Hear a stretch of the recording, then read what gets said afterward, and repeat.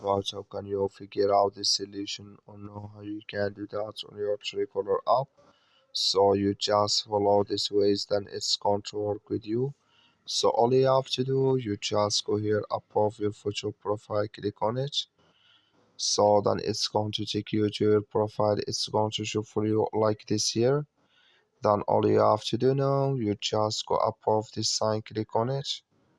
So then it's going to take you to next pair. It's going to show for you like this.